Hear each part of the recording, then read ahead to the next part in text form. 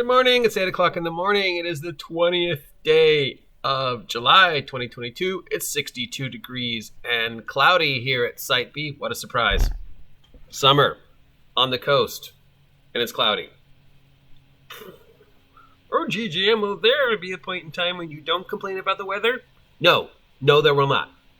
Okay, so hey, in case you didn't know, it's Wednesday, which means it's time to take a look at all the tabletop role-playing game physical print product that should be, might be, could be on the shelves at your friendly local game store.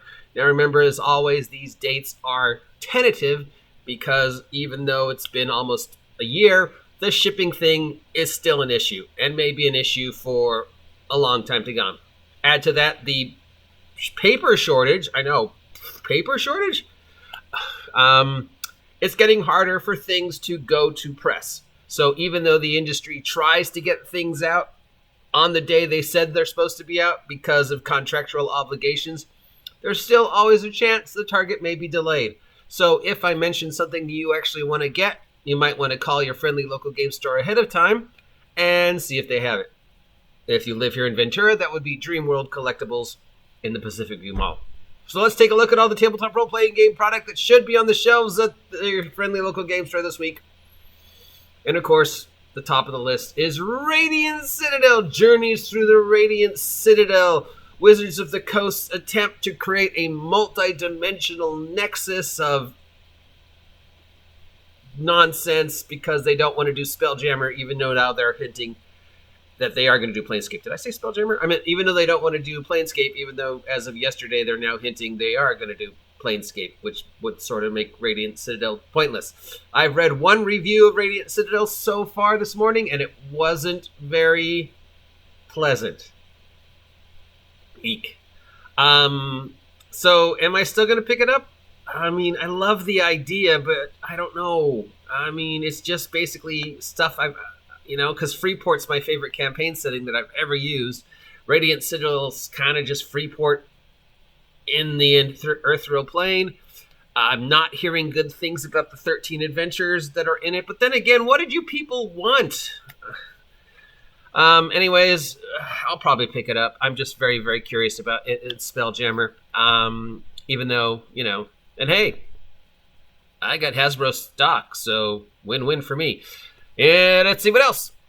From Goodman Games, we have One Night in the Sinister Citadel. Really?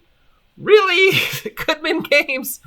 Radiant Citadel comes out and you release a product called Sinister Citadel. Okay, this is a $10 softcover module for D&D 5e. It's a, not surprisingly, urban crawl. A city-based adventure where they go around sleuthing and solving murders and stuff like that. $10? That's pretty reasonable.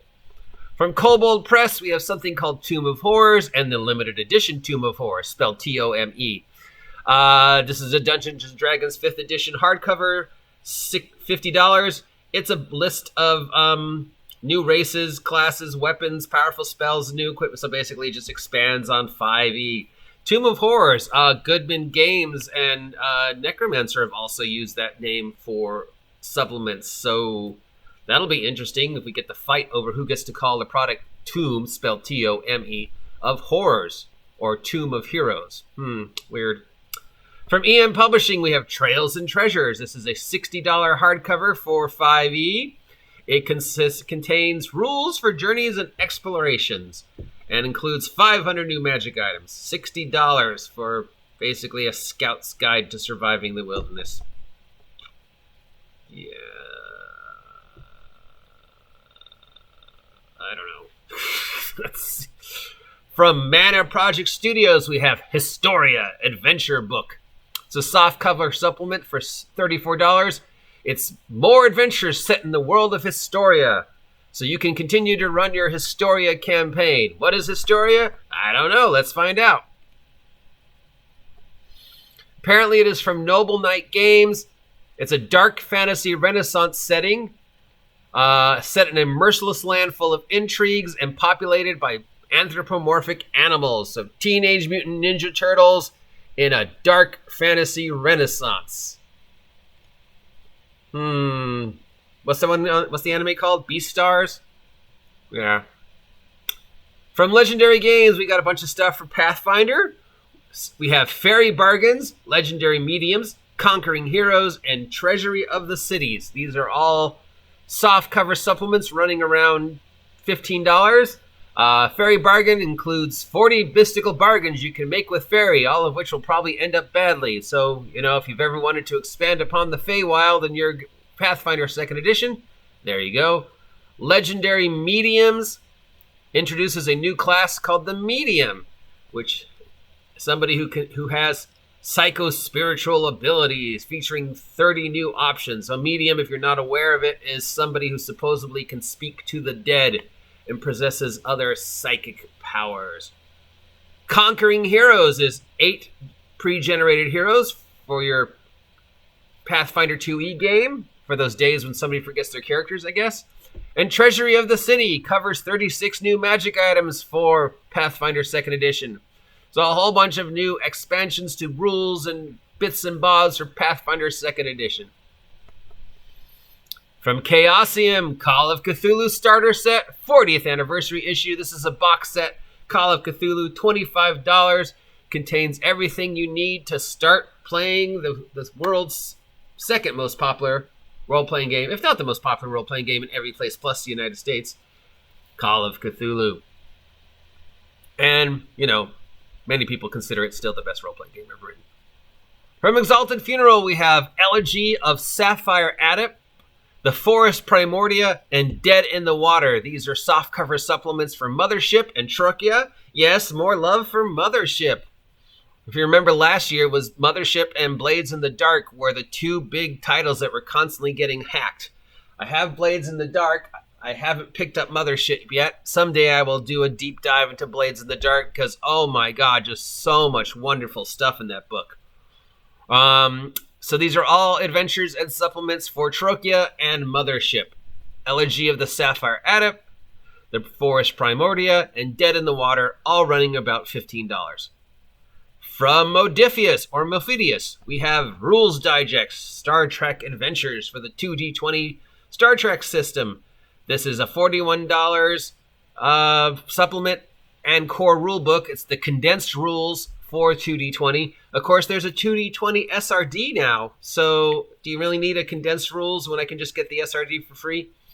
So if you're interested in the 2D20 system but don't want to break down and buy any of the games, even though Modifius is having a huge sale right now for Christmas in July, there is an SRD available now on the Modifius site, and you can pick this up, which is sort of a condensed version of the 2D20 rules, but based upon Star Trek. So like an overpriced quick start.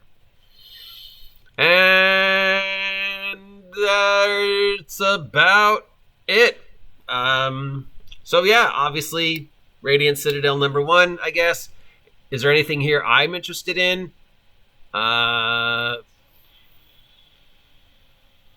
Other than reminding myself I need to pick up a copy of Mothership. Yeah, no, nothing really stands out this week.